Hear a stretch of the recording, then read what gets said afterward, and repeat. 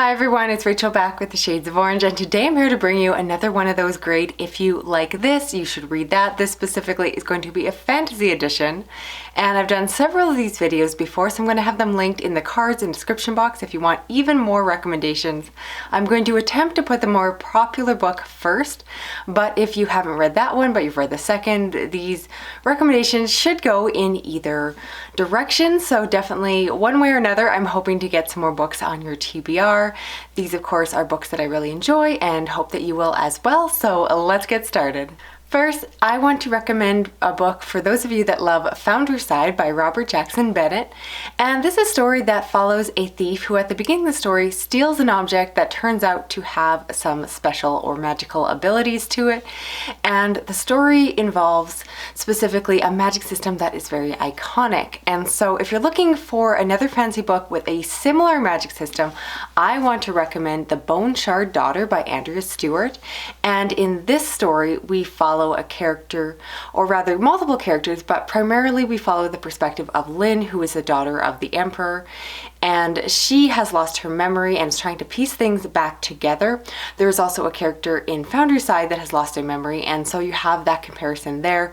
But my strongest reason for recommending these books together is again the magic system, because both of them are harder magic systems that have an idea surrounding them that feels a lot like coding or programming. So in Founderside, there's a magic system that essentially involves programming different objects to have certain behaviors, and based off of those instructions, they're going to do different things. The classic example everyone gives is the idea of telling a cart that it is rolling downhill, and so the wheels are told to turn, and in doing so, it actually causes the vehicle to then move forward and become essentially motorized. However, you also have something similar within The Bone Shard Daughter, because in this world there are constructs and they are programmed using the codes and are fueled, of course, by bone shard magic that comes from the bones of the citizens. But you have to make sure that the programming is right, otherwise you can accidentally tell the constructs to do things that you don't intend. And it just feels very logical, again, very hard and systematic. And so if you like that aspect to it, I really think that you will enjoy both books. Both books have some really great strong characters at the center of the story. There's a lot of great banter between the characters, a little bit of romance thrown into both of the series. And I do think that they're also both a little bit dark, because especially if you read on into later books in Founderside, those books do get pretty dark, and there's definitely an underlying darkness to these books. Certainly not grimdark, but there is again just something darker about the fact that they use this magic that again relies on the bones of the citizens, and so in doing so it drains their life energy, and that whole concept just makes this book a little bit more serious. And so again, I really found that when I was reading this, it gave me huge Founderside vibes. So if you're looking for more and have not yet picked up this one, definitely recommend. Next, for those of you that love The Grace of Kings by Ken Liu, which is the first book in an Asian-inspired epic fantasy series that is inspired by the events of ancient China. This story is told over multiple perspectives. It is told over multiple timelines. You follow a great number of people over a wide amount of space. Essentially, the very basics of the story, the initial setup, is that we follow characters that are trying to gain power. There is a rebellion against the leading group that is ruling over the nation, and they are trying to gain power, but there are different people vying for power, and it is a complex story. Again, it crosses over a lot of time, so you see the characters age and the generations pass, and it's really this beautiful romantic epic. And like I said, it's heavily inspired by Chinese historical fiction, so I'm going to cheat a little bit, but if you love the world in this book, if you love the setting, the Chinese aspects to the story, I'm going to recommend what's technically is historical fiction, but I really think will give you similar feels, and that is the Three Kingdoms series. This copy is the first of a 3-volume bind-up. There are different versions that you can read. This is the one that was specifically recommended to me because of the translation adaptation is supposed to be the most accurate to the original work. And this is not just strictly a historical retelling of the events that led to the combination of the three kingdoms into one single kingdom in ancient China, but specifically it's a romanticized version. And what I mean by that is, of course, not that it's all kisses and making up, but specifically that it is told in a way that is meant to gloss over the events and make them a little bit more epic than the true events were, and just make it again this epic romantic tale of glory and loss. And I do recommend, if you're interested in this, I'd really say to check out the TV show adaptation, just because if you are a non-Chinese person who is going into this series, it is a really dense historical telling and there's a ton of names. And so I did find that watching the TV show at the same time of reading the books really helped me to get immersed in the story better and get a better feel for the characters. But again, if you love the Dandelion Dynasty series, I really think you should check out this, because reading this, it was clear that Ken Liu took a lot of inspiration from this original work. Certainly his work is not just a retelling. His story has different characters. It's all completely mixed up so that the story goes in different directions, different things happen, but you can definitely tell that the influence is there. I suspect he's a huge fan of this classic story, and I really recommend checking it out if you love the Dandelion Dynasty and want even more stories that are going to involve ancient China. And again, I know this is historical fiction, but if you've read the Dandelion Dynasty, you know it's very, very low in terms of fantasy. It almost reads more like historical fiction, and so I don't think you're going to be missing the fact that there really is absolutely no fantasy in this one as well. But again, with the romanticism, you get a little bit of fantastical moments within the story, which I think really heightened the experience. Next, I want to talk about The Gutter Prayer, which is the first book in a fantasy trilogy. In the first book, we follow a group of 3 thieves that go off to try to steal something. Something goes terribly wrong, a bomb goes off, some of the characters get away and some of them are captured. We follow them from there. Now, this book is perhaps one of the more underhyped books on the list, and I'm going to compare it to another underhyped book, but if for some reason you have read one of these books and not the other, I highly recommend remedying that and reading the other one. And if you haven't read either, honestly, they're both books that I really love and enjoy, so I just recommend reading both of them. And so the book I want to compare it to is Shadow of the Short Days, and this is an epic urban fantasy that is translated from Iceland, where the book takes place. And within this book, we follow a group of rebels that are fighting against a force that is the ruling body. They are oppressing the lesser people of the society, specifically these non-human creatures. And there is also an incredible magic system that uses different forms of artistry like graffiti in order to complete the magic. And this book is very dark. So I want to recommend these two books together because of the fact that they have very similar feels in terms of tone. So both of them feel very dark, but they're again not true like dark, grim fantasy, but they lean into a little bit of darkness, a little bit of horror. They have a lot of non-human creatures within the story, and with that you get a little bit of creepiness, because within The Gutter Prayer you have characters that are not human. One of the main perspectives is that of a ghoul, and there's just an undercurrent of both books that really just feel very dark, a little bit creepy, very atmospheric, and just very different than a lot of the books I've read. So I will say that they're not exactly the same thing. The magic in the books are quite different. Within The Gutter Prayer, we deal a lot with gods. People within the worlds can become saints, which allows the gods to almost use them as avatars and work through them. And this book has less of that, but again, it almost leans a little bit into horror, and it just gave me that similar vibe. So sometimes you can't always put your finger on it. You can't fully articulate why the books felt similar, but I really think that if you love one, you will love the other. Both of them, again, are just so unique, so different than the traditional fantasy I normally read. I found them incredibly refreshing, and it's just a delight that I think that these two books pair so nicely together. Obviously, highly recommend them both. If you have not heard of them, I definitely recommend you change that, check them out, and hopefully you will enjoy them as much as I did. good. Next up, I want to recommend a very light fantasy story, and that is Outlander by Diana Gabaldon, which is the first book in the Outlander series. And this is a book that definitely crosses genres, but I think it best fits into this video here. If you're not aware, it follows a woman named Claire who is visiting Scotland with her husband, and when she goes there, she ends up touching some stones that causes her to go back in time, and then she has to restart her life and learn to survive in the olden times of Scotland. She finds a man named Jamie, they fall in love, and it's definitely a historical story, but it also has little bits of fantasy. Some people will call it science fiction because of the time travel elements, but I will argue that it feels more fantastical because we really don't get any kind of scientific backing to the fact that they are traveling through time.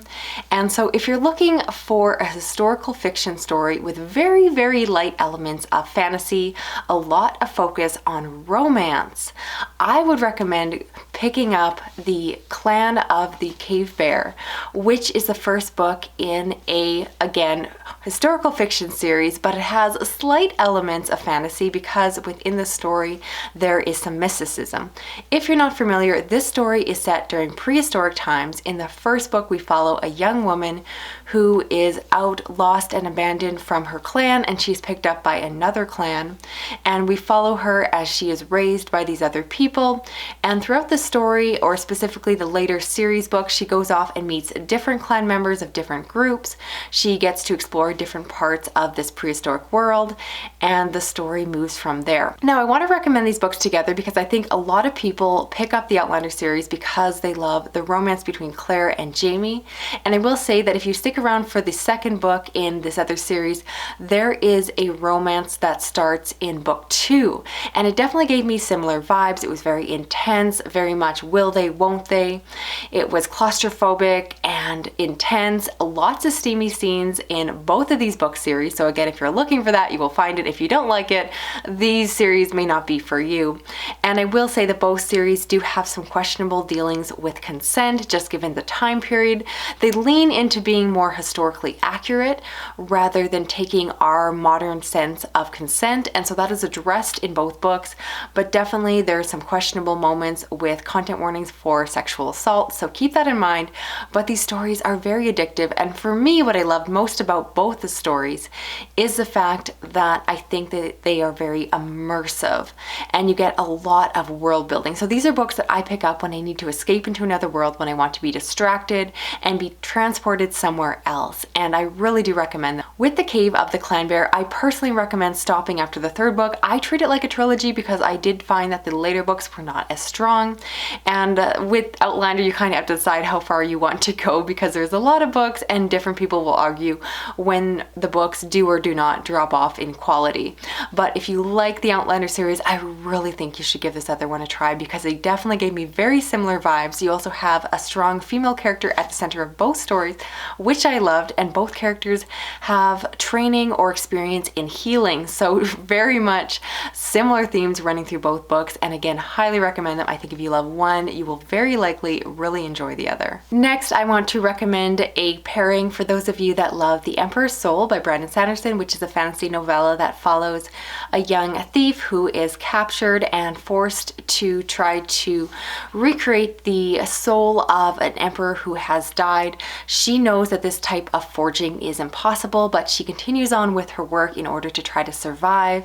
And within this novella, we learn how the forging technology or magic works, and the story goes from there. I don't want to say too much because it is a novella, but if you love that story, I want to recommend a standalone novel, and that is Phoenix Extravagant by Yoon Ha Lee, which is a story of a non-binary artist who is commissioned to work for the government, and their job is to fix this dragon-like construct. And so they use their artistry ability to code or program this dragon, and as they're working on it, they realize realize that there's more going on, and they are kind of in this tough position because they are forced to be there by the government and are just kind of placed in a position that they just aren't very comfortable with. So both stories have a character who has similar magical abilities and work that involves a form of like artistry that also pulls into, again, more something of a hard magic system that feels a little bit, again, like coding. But within both stories, you have a character that is, again, fighting against this overriding force or governing body that is pressing them, keeping them down, and they have to survive. And the stories just have really similar themes. Again, I thought the magic systems felt very similar, but also not the exact same. So I'm not by any means saying that this is a copycat. This book goes in some really different directions. It's really fun, it's really easy. And again, I like that both are standalones. One is a novella, one is a novel.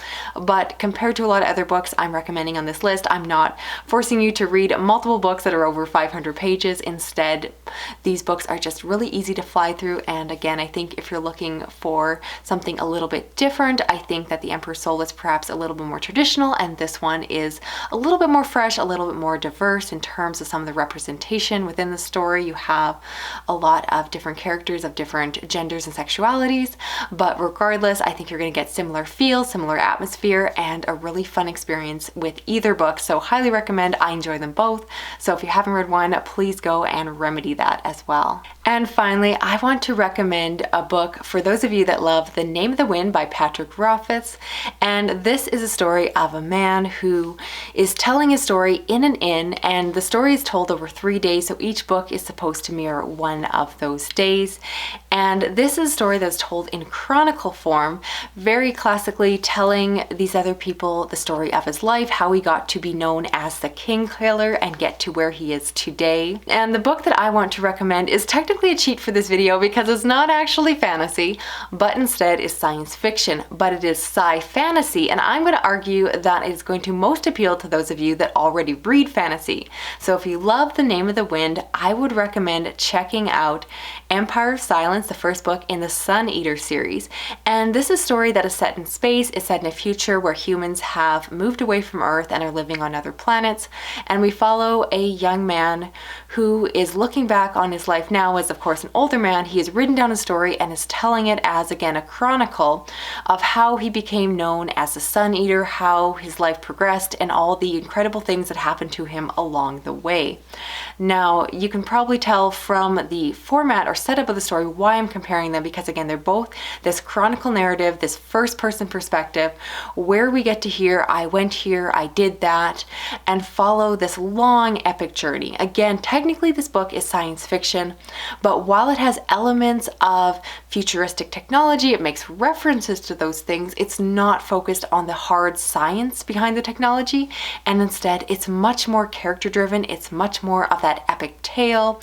It is really filled with political intrigue and just backstabbing, and the characters progress through their story, and it just, you could forget that it's fantasy. So while it's technically a cheat, I feel really comfortable to say that if you like Name of the Wind, and especially if you're trying to get into science fiction, this is a really good jumping off point, because I think it has a really similar narrative with a really similar character at the center of the story, who is just one of these kind of amazing characters who has everything kind of go wrong for him, but also go right for him, and you get to see his great climb to glory and what happens from there.